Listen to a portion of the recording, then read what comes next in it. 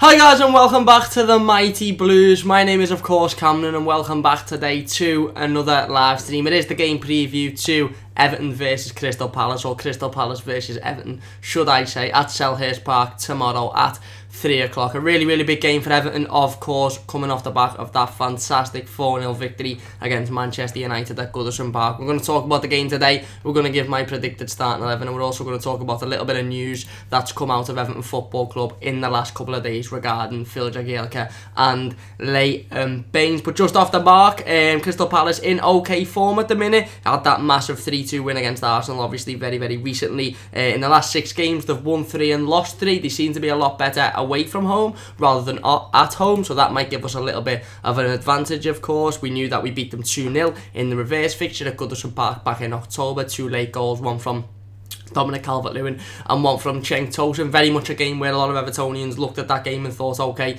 Marco Silva's substitutions, his tactics towards the end of the game really did win us that match. Of course, scored in the 87th minute or something to make it 1-0, and then Cenk Tosun scored in the last couple of minutes of the game to solidify the victory. Of course, we know they've got some really good players that play really well when they want to. Currently 11th in the Premier League, the likes of Wilfried Zaha, Milivojevic, of course, who's a set-piece specialist. They've got Aaron Wan-Bissaka, who should have arguably been in the PFA Team of the Year because he's been absolutely fantastic this season. Andros Townsend as well, who we know can, put the ball in the back of the net when he needs to. But overall, Crystal Palace, they're a decent team. They're not fantastic. They're not the best team in the world, but they're a team that can definitely hurt you on the day, and we know that they can hurt us. Like I said, they've been a lot better recently away from home rather than at home, but that doesn't really matter. They could turn it on at any point. What Everton need to do is we need to make sure we approach this game exactly like we approached the game against Manchester United. And if I was Marco Silva, I'd be getting those boys in the dressing room and I'd be saying, listen, you've got examples there. You've got an example of how you'd approach the game against Fulham, which was negatively, very naive, very sort of arrogant, and you look at the result that happened there.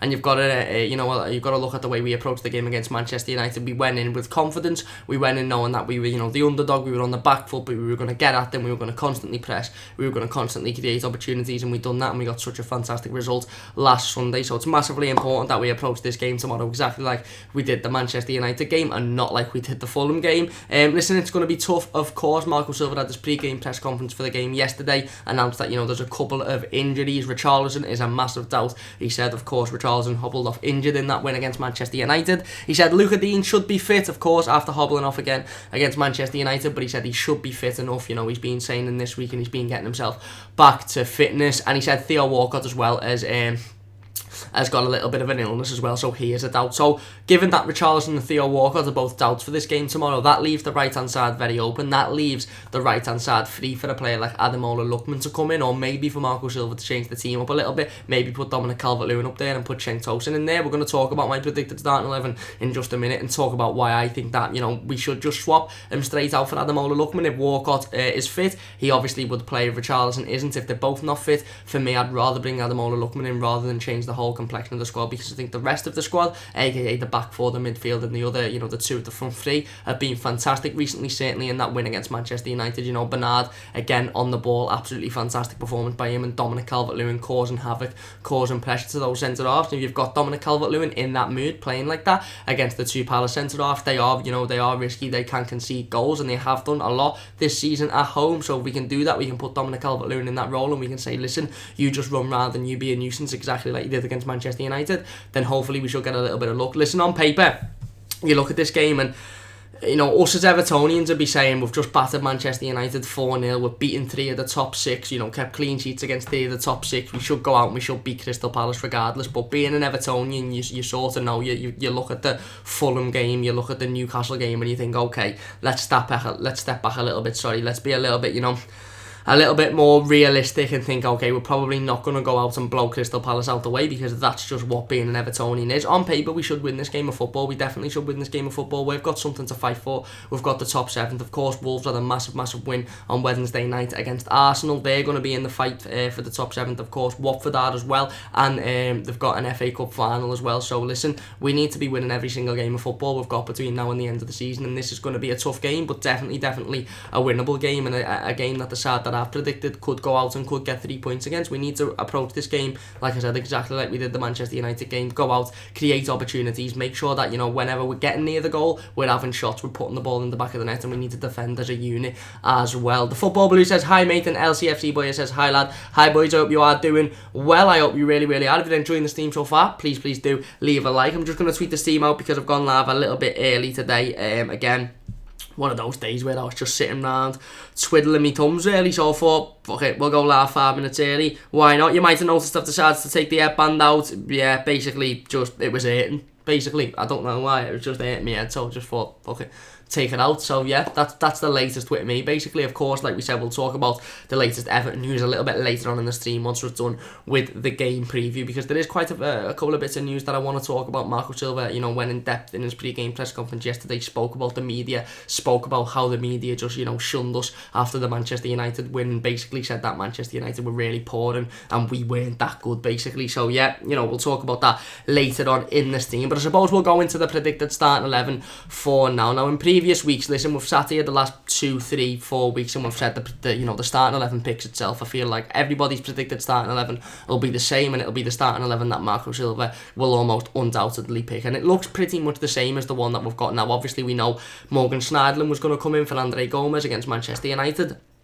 That happened, and he had an absolutely fantastic performance. We spoke about Morgan Schneiderlin in the game review to the United game on Wednesday, and we spoke about how well he played and how well he fit in as well, and how he's done that now for the last couple of games. He's been asked to step in to Andre Gomes' role. He was asked against Cardiff, he was asked in a couple of games earlier on in the season, he's been asked again last week against Manchester United, and he done it really, really well. He stepped in there, he kept hold of the ball, he didn't do anything silly, he didn't do anything he didn't need to, he just got the ball and he ran riot, and I thought he had an absolutely fantastic game against Manchester United on Sunday. And listen, he's in there again for me. Of course, I don't see why Marco Silva decided to change it around. The only reason I can see this team being changed is if he decides to not just put somebody in on the right hand side if Walcott and Richarlison aren't fit, and he decides to mix it up a little bit, maybe go 2 up front. I don't know, but I can't see him doing that really either. I can see the team being as follow: Jordan Pickford in goal, a back line of course of Luca Dean, Michael Keane, Kurt Zuma and Seamus Coleman. Luca Dean of course with the absolutely fantastic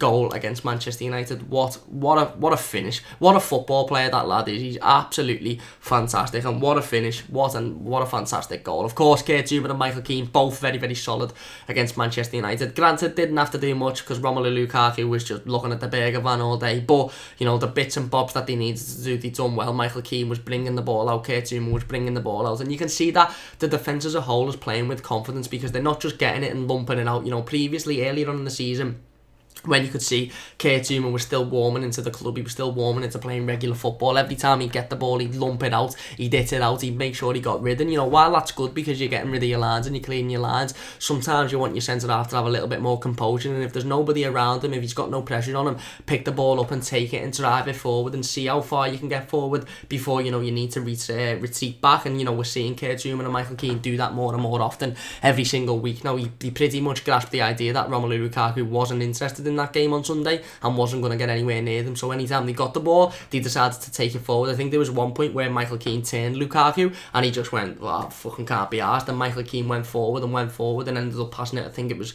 to Bernard on the left. And we're seeing that a lot more from the centre-halves, and that shows that the confidence that they've got in their own ability as well as the team to be able to move forward, and they know that if they break forward and they get caught in possession, there's going to be an Adesanya guy who's back in that position filling up, or either one of the fullbacks is going to be able to cover as well. So like I said, I think both of them were absolutely fantastic against Manchester United. Granted, they didn't have to do much, but that's what you want from your centre-halves, really, don't you? You don't want them to have to do an awful lot. Seamus Coleman, of course, on right back, takes the captain's armband. Yeah, listen, pretty self-explanatory itself as well. I think the fullbacks picked themselves now. Luca Dean is, we'll talk about Leighton Baines later on in the stream, but Luca Dean he's the best left back in the league. I'm sorry, he is the best left back in the league. He really, really is. So he's always going to be on that left hand side. Maybe it's a shame on Leighton Baines, but I'm not a sentimental fan. Leighton Baines was, past his prime. We've had the best years of Leighton Baines. He's an Everton legend. He always will be, and I'm very happy at the potential chance that he might be staying at the club. But he's not a week in, week out player. You know, Luca Dean is the left back and Leighton Baines will come in only when Luca Dean is unavailable. Pretty much the same on the right hand side for the minute. Seamus Coleman is the right back. You know, John Joe Kenny isn't really doing enough for me to challenge him. I don't really think he's good enough at the minute to challenge him either. So Seamus Coleman obviously picks that place. Going into the centre of midfield now, of course, like we mentioned, Morgan Schneiderlin retains his place for me. I didn't do anything wrong against Manchester United. I thought he didn't have the most lively game. He had a little bit of a quiet game, but when he got the ball, he done what he needs to do with it. And you know, he was able to pass the ball out a lot more. Again, with a lot more confidence. We're seeing Morgan Schneiderlin now playing with more confidence. When he first broke into the team, when he played a little bit earlier on in the season, you could tell that the fans that were getting on his back, you could tell that his own performances were sort of getting to him. We're now seeing a Morgan Schneiderlin that's stepping into the team and just going about his business, doing what he needs to do, not really getting involved in anything. And that's when he's at his best. That's when he plays best, when there's not really that pressure on him. He's just picking the ball up, he's passing it, he's breaking forward, he's looking where he can pass the ball. And I think he was doing that exactly on Sunday against Manchester United, and I thought he was fantastic. So for me, he stays in the team. Next to him, of course, Idrissa Gana Gueye again. What a performance by Idrissa Gana Gueye against Manchester United. What a footballer that lad is. You know what? Listen, I slated Gana Gueye. I did. I'll admit it. I was quite, a critic of Gana Gueye during that whole period of will he move to PSG, will he not move to PSG. During the January transfer window, I was quite critical of him because I said, listen, if you don't want to be at the club, leave the club. I don't want anybody at Everton that doesn't want to be here. We can get an improvement anyway. Your passing's not that great. You know, your use of the ball when you're in possession isn't that fantastic. But since that saga, it's strange, since that PSG saga, I don't know if anybody agrees with me, do let me know in the comments if you do, he seems to have improved an awful lot more on the ball and off the ball. He seems to be a lot more hungry, he seems to be a lot more passionate, and his passing seems to have improved. Now, whether that's because he's thinking, okay, I didn't get me move in January, I'm going to play me absolute bollocks off and I'm going to get the move in the summer, or whether that's because he's thinking, I didn't get me move in January, they probably won't come back in for me in the summer, so I'm just going to play me balls off at Everton Football Club. I don't know, but one thing's for sure, I think he's definitely has been better since that whole saga. Again, against Manchester United on Sunday, he was absolutely fantastic. Him and Morgan Schneiderlin in that midfield, he consoled the midfield. I mean, people are sitting there talking about Paul Pogba this, Paul Pogba that, one of the best midfielders in the world. He's got in the PFA Team of the Year, which I don't know how that's happened, because for me, he's had an average season at best, and for me, is an average footballer at best. But anyway, we won't go into Paul Pogba, but the two absolutely dominated that midfield, including, a £50 million Fred, £100 million Paul Pogba, and Morgan Schneiderlin and Gueye had them all over the place for the entire game. Gana Gueye again picking up the ball when he needed to, doing that, that defensive bit, playing that Gana Gueye role that you can't really describe other than saying it's the Gana Gueye role or the Kante role, if you like, and it makes the mistakes of the other players seem a lot less important, really, because Garner's always there picking the ball up, he's always in there, he's always there sweeping things up, and I think that adds confidence to the team as well, because the players know that they can break forward, they can take risks, and if they do make a mistake, there's always going to be like a Garner there, or a Morgan Schneiderlin there to pick the ball up. They're not going to lead to a goal scoring opportunity more often than not anyway. So for me, listen, I think I think Idrissa Gana Gueye was absolutely fantastic again against Manchester United, as he has been now for the last few weeks, and as he has been pretty much since he was basically told he ain't going to PSG. So hopefully he keeps this form up, and if he does, I really, really do hope we can tie him down to a new contract in the summer as well, and I hope he's happy to stay, because I think he's been fantastic since then. Gylfi Sigurdsson, of course, in the number 10 again. Really, really good goal against Manchester United on Sunday. Wasn't too involved in the game as a whole, but when you've got a player like Gylfi Sigurdsson who can hit it from 35 yards in any game against any team and put the ball in the back of the net against any keeper, as proven against the world's best in David De Gea on Sunday, he has to be in this team week in, week out, doesn't he? Listen, Gylfi Sigurdsson is going to win our goal of the season. I've got no doubt about that. That strike against Leicester away from home earlier on in the season was absolutely magnificent. And again, his goal against Manchester United, 35 yards out, to hit the ball with that much pace, that much swirl, and to be the best goalkeeper in the world. Granted, he's not on the best of form at the minute, but he's still an absolutely fantastic goalkeeper. To beat him from there with a shot like that is just absolutely fantastic. And that's what Gylfi's got in his locker. And I think Gylfi's had a good season. I think he could have had a better season, but I do think he's had a good season. But the one thing I'd say to Gylfi, going forward, is take more shots like that, take more risks, hit the ball when you get towards the edge of the box. Don't necessarily look for the player on the left, don't look for the player on the right, don't try and dribble it in, just have a shot. You know your own ability, we know your own ability, we know you can hit it from 20 yards, 30 yards, we know you can hit it from anywhere and put it past any keeper in the world. You've been doing it since you first come into this league. You've been doing it since you played for Swansea, since you played for Tottenham. So when you get the ball and you see a little bit of space and, a little bit of space opens in the opposition defence, have a shot, have a crack. That's exactly what he should be doing on tomorrow against Crystal Palace. If he sees that opportunity, if he gets the ball on the edge of the box and he sees a space, have a shot, hit it. Because you know you've got the class, you've got the quality to do it. If you miss, and what? If you hit the post, whatever. If it goes over the bar, if it's a wild shot, whatever. But I'd say a good 7 times out of 10 when Gylfi Sigurdsson hits it from the outside of the box, it's on target. And many a time it's going in as well, and he proved that again on Sunday. And I think, like I said, he wasn't all that involved in the game, but again, is he a type of player that, we're now looking at going, oh, Gylfi wasn't that much involved, but then you look at stats after it and you go, fucking hell, he was, he was involved everywhere, you just don't necessarily see it, it sort of goes unknown, but he definitely didn't go unknown for that strike. It was an absolutely exquisite finish, and for me, he should be doing that more often. He should be hitting the ball from areas like that more often, because we know he can put the ball in the back of the net from there. So I've gone for a front three of Bernard on the left, Dominic Calvert-Lewin on the right, and Ademola Lookman on the right, and Dominic Calvert-Lewin up front. Now, we know Bernard's going to play. He's absolutely fantastic. He's, if Luca Dean didn't have as good of a season as he has had, and Richarlison hadn't scored as many goals as he had, I think Bernard would be up there for our player of the season. I think there's nobody arguing that the lad is technically unbelievable, when he's got the fitness on his side, when he's had a full pre-season, and when, we start to see Bernard playing more and more consistently week in, week out, and we start to see his fitness levels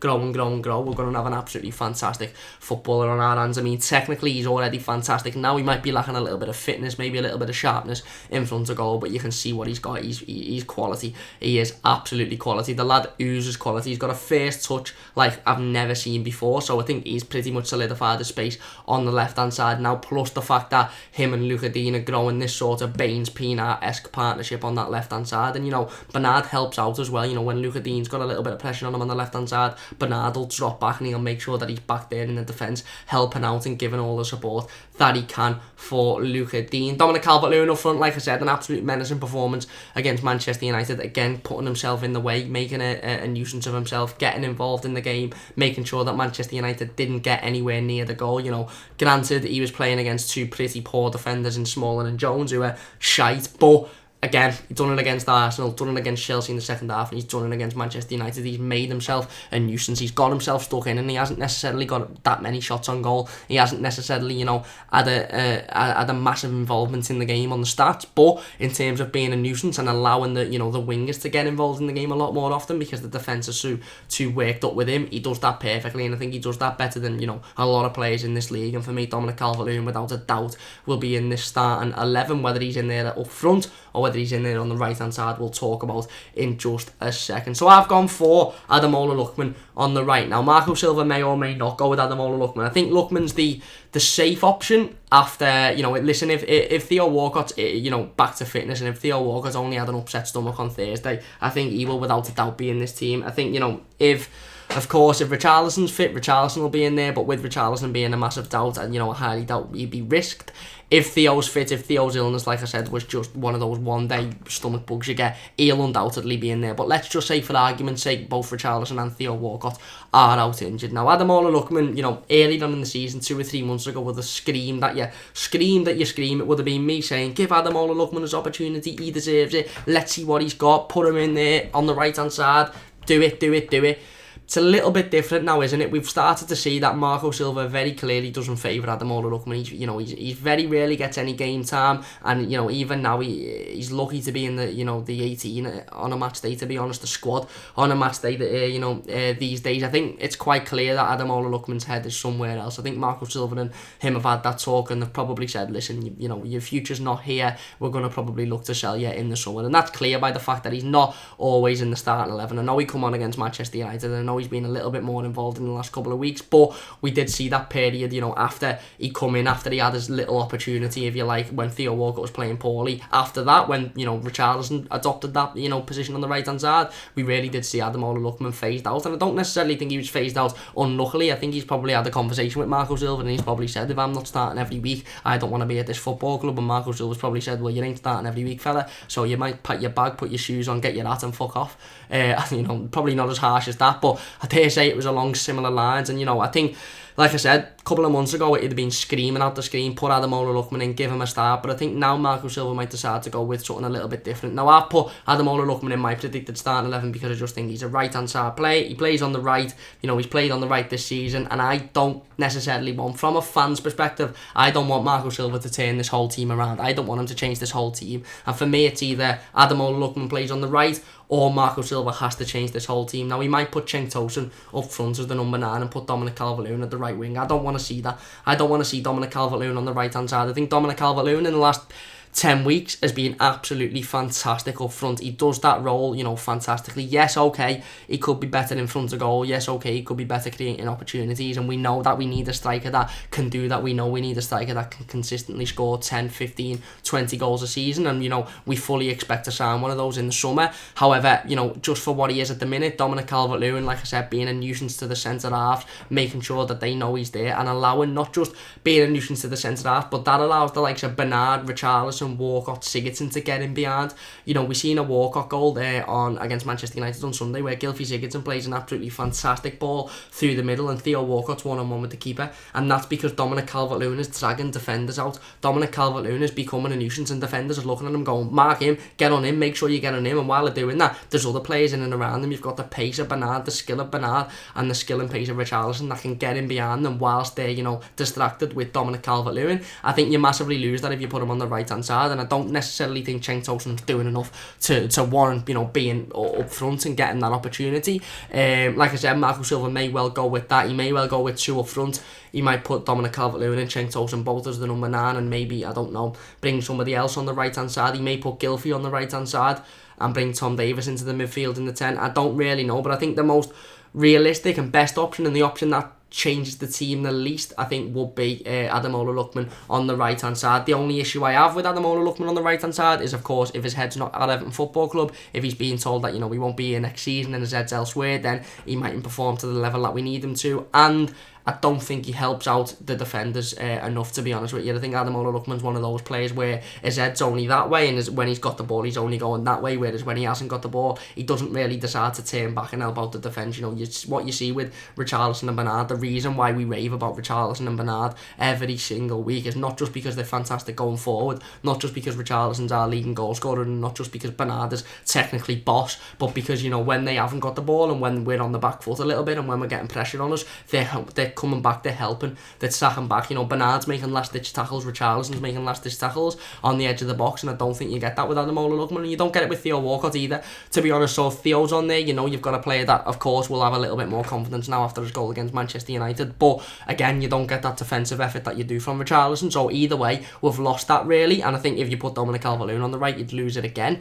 But I just think, like I said, the change that would have the least effect on the rest of the team, for me, will just be Ademola Lookman coming straight in. Like I said, if Theo's fit, Theo comes in. I think that's a self-explanatory one. Even Theo in bad form, I think, would be Marco Silva's choice over Ademola Lookman, but I think Theo will have a lot more confidence after the goal against Manchester United. However, playing devil's advocate and saying, given the fact that they may both be out injured, Richarlison and Theo Walcott, I think for me, I'd put, Ademola Lookman in there, and I'd say, okay, listen, you've got 1 or 2 choices. If you want to stay at this club, here's your opportunity to get in there, put in a fantastic performance against a team that we know we can beat. If you want to leave this football club, here's an opportunity to put yourself in the shop window. Otherwise, you're going to end up playing in a championship club or in another country, at a lower standard. If you want to leave this club in the summer because you're not happy with your opportunities, get yourself out there, put yourself in the shop window, and you might get a decent Premier League club coming for you, aka Crystal Palace.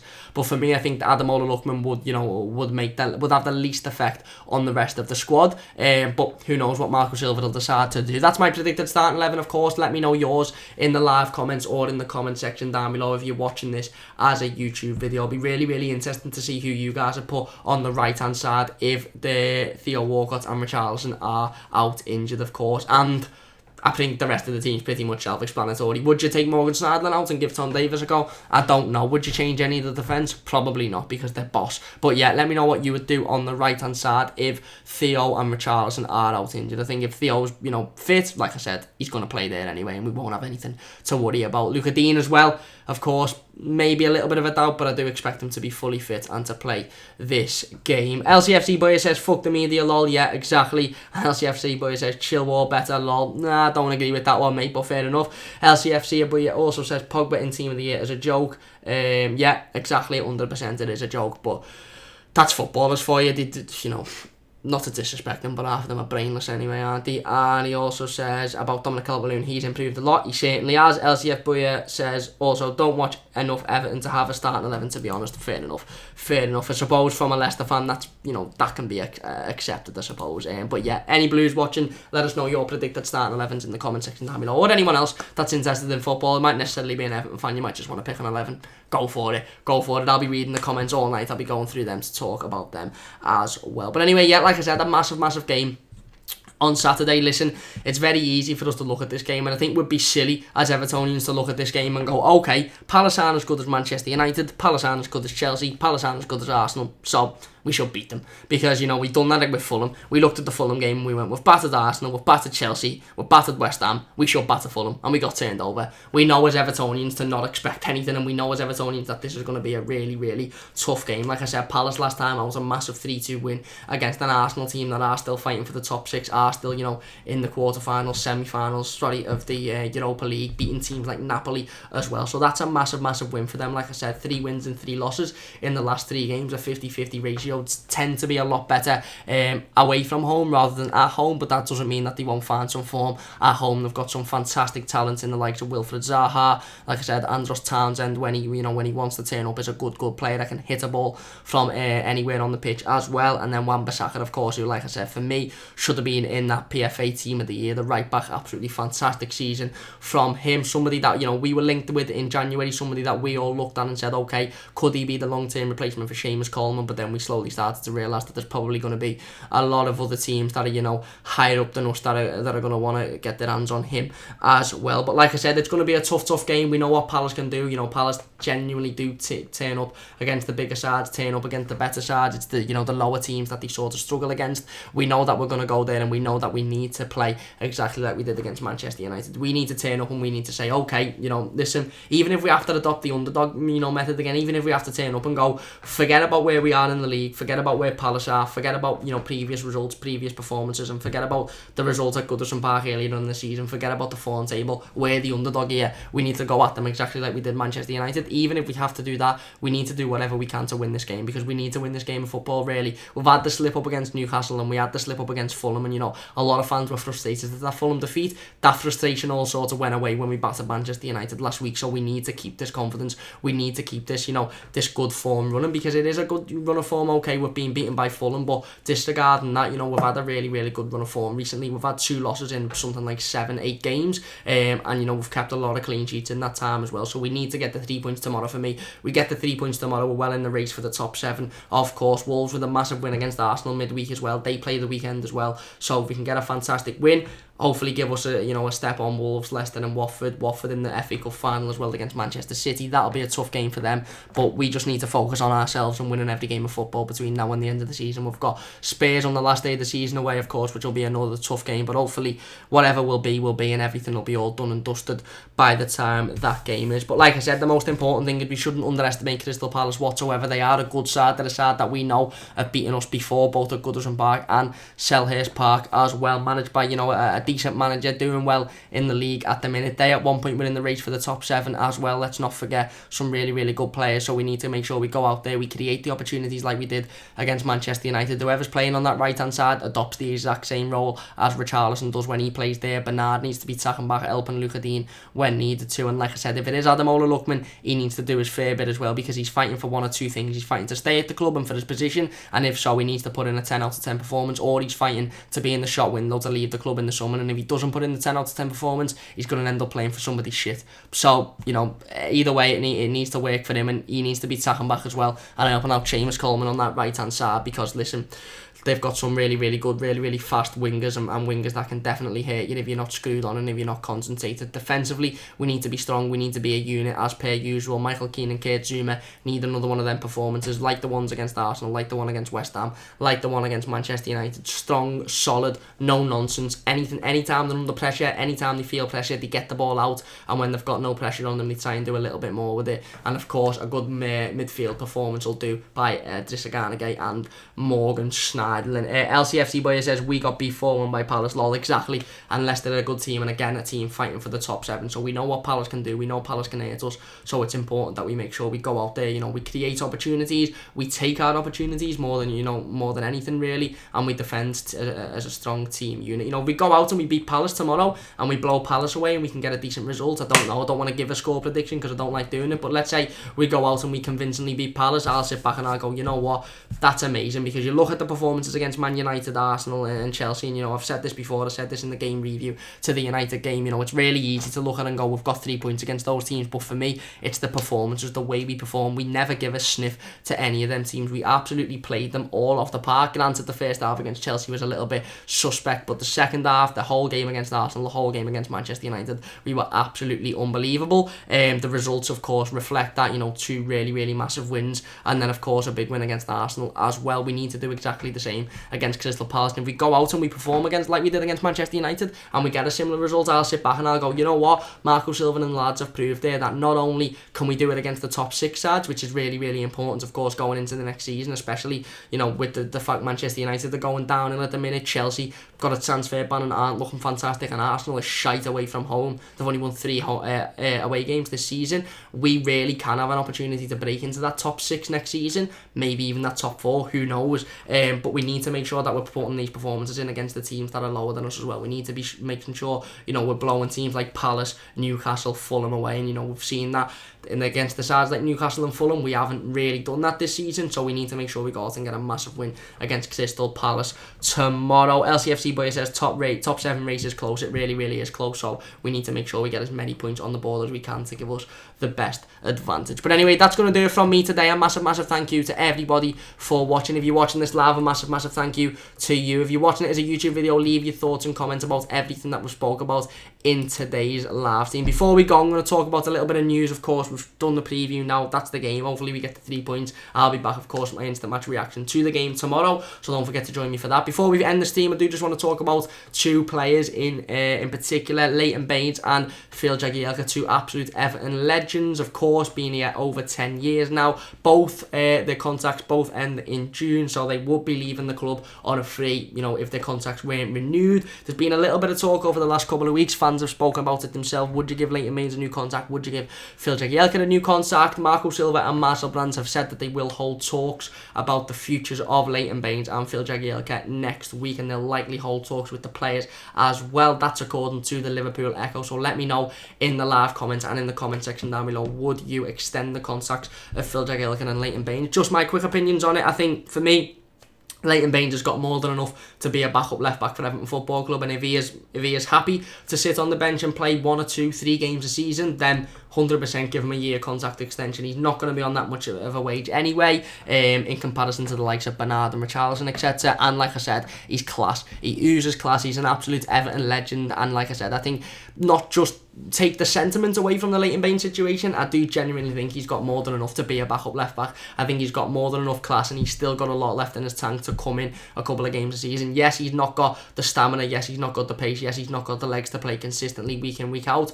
But, we know Luca Dean's going to be doing that. We know Luca Dean is going to be the left back for the foreseeable future. But if Leighton Baines is happy to sign a contract extension and is happy to play in the odd cup game, or happy to play in the odd game when maybe Luca Dean's out due to illness or injury or suspension or whatever, then I'd definitely be giving Leighton Baines another contract. And in terms of Phil Jagielka, this one split fans a little bit more fans saying, let him go, he's not good enough, he's not, quick enough, his stamina's off. I understand where you're coming from. Again, Phil Jagielka at the start of the season was probably our 5th choice centre-half, given the fact that we may lose Kurt Zouma in the summer, the fact that Yerry Mina's fitness recently hasn't been fantastic. Phil Jagielka's been more involved than maybe he would have liked to at the start of the season. Again, his contract ends in June. Again, he's probably not got a lot left in the tank, definitely not as much as Leighton Baines has. And, you look at Phil Jagielka though this season, and you think, okay, he's played, 4 games? He played against Wolves, which he was sent off in the first day of the season, so we'll disregard that. Played against Cardiff, which we were defensively fantastic, absolutely battered Cardiff. That was the game where we sort of come out of that awful run of form. He played, of course, against Arsenal a couple of weeks ago. Again, absolutely fantastic. Not only scored the winning goal, but defensively was really, really good. And then he sort of let himself down against Fulham. He sort of started to show that he can't really play 2 games on the run. He can't play consistently, and that's the worry with Phil Jagielka. Are we going to be paying a guy, 60, 70 grand a week to only be able to come in and play 1 game? Realistically, I would trust Leighton Baines to be able to play a run of 2 or 3, 4 games if he needed to. If Luca Dean was injured or suspended or whatever, would I trust Phil Jagielka to be able to play at the highest level 2 or 3 games? Not necessarily. So I do understand the situation with that one. Of course, there is the sentiment fact that he's the club captain. He's been here over 10 years. He's given everything to the football club. Some fantastic memories. The penalty, the winning semi-final penalty against Manchester United, the goal at Anfield, but throwing sentiment out the window, maybe there's more of an argument as to why Phil Jagielka should be let go in the summer over Leighton Baines, which I think a lot of Evertonians would agree to give Leighton Baines a contract extension. Let me know your thoughts on that in the comment section down below, of course. And you can see in the box just there as well, Marco Silva hitting back at the media. Now, I tweeted this quote out specifically on Twitter yesterday, and it's got something like 900 likes or something mad, and 120 retweets. It's absolutely bonkers. I've had to turn the notifications off on my phone because it was just getting battered constantly all day and night yesterday and all day today as well. So a massive thank you for all of the support on that tweet. I haven't tweeted anything, it's not my opinion, it's just a quote from Marco Silva, but I really do appreciate as many of you commenting back on it and liking it and retweeting it and stuff like that. If you don't follow our Twitter already, it's just down there. I always get confused with the camera here. It's just down there. It's at Mighty Blues Whitey. I highly recommend you going over and following that. But Marco Silva was asked basically from a journalist. He was asked, what are your thoughts on the fact that Everton didn't really get that much credit after the win against Manchester United? What do you think about that? And he said, listen, his full quote itself, I'll read it here. He says, when we achieve a bad result, it's our fault, but when we receive a good result, it's down to the other team being poor. This is up to you. And that was fantastic to hear. That's Marco Silva saying fuck off to the media. We understand that you've got an agenda against Everton. We understand that you're not interested in Everton Football Club. We understand that in the 4 games that we've dominated, you've got Chelsea, Arsenal, United and West Ham. It just so happens that all of those teams were really poor on the day. No, it wasn't. We were fucking boss against every single one of them. We were fucking boss. We were boss against Manchester United. Yes, they were shite, but that shite Manchester United team, if we weren't that good, would have maybe won 1-0, would have maybe won 2-0. We battered them because we were fucking boss. And Marco Silva hit the nail on the head spot on. He basically said, you think what you want to think, we don't listen to you because you chat loads of shit, mate. So not to the specific journalist, of course, who was asking the question, but just to the media in general. He just said, listen, I'm not interested in what you think because you chat a load of shit. And I think that's why a lot of Evertonians got onto it. And there was a lot of responses yesterday to that tweet that I put out saying, listen, I was struggling to warm to Marco Silva earlier on in the season. I was finding it hard, but things like this really make me warm towards him and really make it mean a lot more and make him seem like, okay, maybe you are the right man to take us forward. Because he literally just said, listen, we understand that when we win, it's down to everybody else being poor, and when we lose, it's down to us being poor. We know that you've got an agenda. We know that you're Everton Football Club. We know that you're extremely biased, aimed at Sky, BT, BBC, the FA, whatever. We're not that arsed, mate. We're just going to keep doing what we're doing, and if we twat teams 4-0 every week and you want to say they're poor and we win the league on the fact that everyone else was poor, whatever. And that was really positive to hear from Marco Silva, and like I said, it was a big fuck you to the media. And as an Evertonian, there's nothing better than seeing that, is there really, other than seeing Everton win the league, of course. Matthew says, are we boss? We certainly are boss. We are boss, dead boss. And let's go out and get another boss win tomorrow. LCFC boy says, Jagielka as well old. He is quite old at the minute, to be fair. Barry says, please take a breath, Cameron. Love the info, though. You know your stuff. I worried you might keel over one day. I probably do need to stop and have a little bit of a breather at one point. But, if I keel over one day, you'll see it live on Steam. So hopefully one of you will phone an ambulance. But I'm alright. I'll be fine. Thank you for your concern, though. Matthew says, can pundits stop saying when we win a match the opposition was shite? They won't, mate. They won't, because they're biased. They're biased and they don't want to give Everton any credit whatsoever. So you just have to expect it, don't you? Where are we? LCFC boy says, top 6 bias. When we played Man City off the park, we weren't good. They were poor. Exactly. And it's not just Everton. We know it's not just Everton. We know, the FA, the Premier League, Sky, BT, BBC, they live in this top 6 bubble because they're the teams that make the most money for the league. And everybody else, it's just like, oh, you're irrelevant. You're just filling a space. You are there to fill a space. And when you win a game, it's like, oh, that's not right. What the fuck's happened there then? Because that's the irrelevant team. That's the poor team that are getting involved now. We don't want that. It's a Tory system, really, innit, when you think about it. But that's the top 6 for you. That's the FA. That's the Premier League. That's Sky, that's everybody. Barry says, I like the fact they talk shit, we'll have the last laugh. Exactly, like Marco Silva did in his pre-game press conference, and like we're doing now. You know, if every one of those teams was shit, sweet. I'm not that arsed, to be honest. If United was shit, if Arsenal was shit, if Chelsea was shit, if West Ham was shit, if Liverpool was shit when we drew with them at Goodison, I don't give a shit. Because at the end of the day, we're banged clean sheets against them all and we're being fantastic. So, like I said, if we win the league and it turns out the Sky say every other team was shit, whatever, mate, sweet. We've won the league, so you can all fuck off. That's my opinion anyway. Matthew says, but when the Red Shite grind out a result, it's the signs of a Champions League, even though they've won fuck all. Exactly. But, you know, we all know the score with Sky and Liverpool Football Club. It's dangerously sexual, that relationship, and it worries me a lot. It really does. Barry says, ha ha ha, nice one, Campman, nice one, Barry. And LCFC Boy says, top 6 is getting broke next season. Let's hope, let's really hope, because it deserves to be broke, just to see the look on Graham Souness's ugly hard face and Phil Thompson's fat massive nose.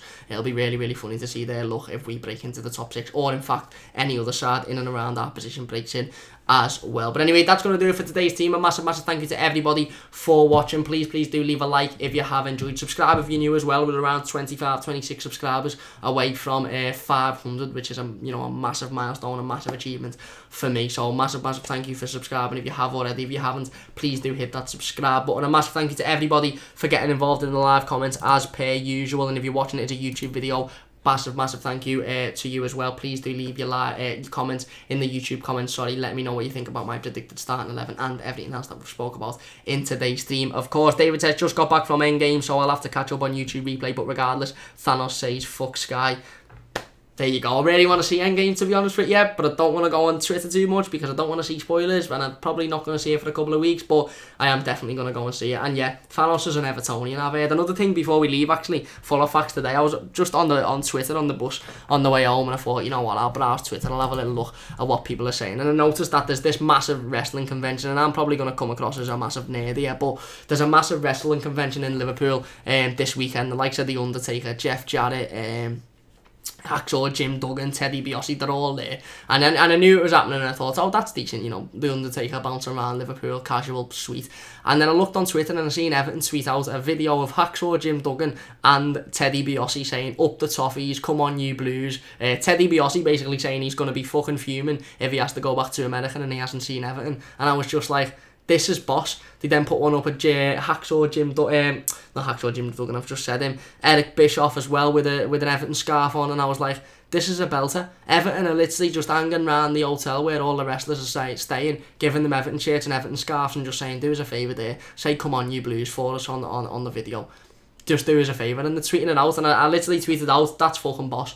That is a belter. All we need now is to see The Undertaker in an Everton shirt with Bernard on the back saying, fuck Liverpool, fuck Sky, fuck the FA, up the Blues, fucking let's go Marco Silva's men. End of the day. That's all. That's what we need. And if I get that, I'll be an happy man. I really will. But I just wanted to mention that because I thought it was boss that Everton have literally just gone, yeah, I'll wear this, and, you know, just basically chat that you're an Everton fan. Teddy DiBiase's never fucking heard of Everton Football Club. Neither's Hacksaw Jim Duggan. But Hacksaw Jim Duggan sitting there doing his funny little fucking how and saying come on you Blues, and it just made me smile. It's a belter, isn't it? But anyway, I'll leave you on that one. Where are we? Barry says, thanks man, come on you Blues. Thank you very much, Barry. David says, I'm gonna like for losing Alice. Thank you very much. Matthew says, have a good weekend, Cam. Hopefully the Blues get the 3 points. Thank you very much, Matthew. You too, and we do hope so. David says, Endgame is absolutely amazing, mate. Yeah, I can't wait to see it. I really can't wait to see it. And David also says, send The Rock a shirt. Imagine that. Imagine you just seeing Dwayne The Rock Johnson in an Everton shirt just saying, fucking come on you Blues.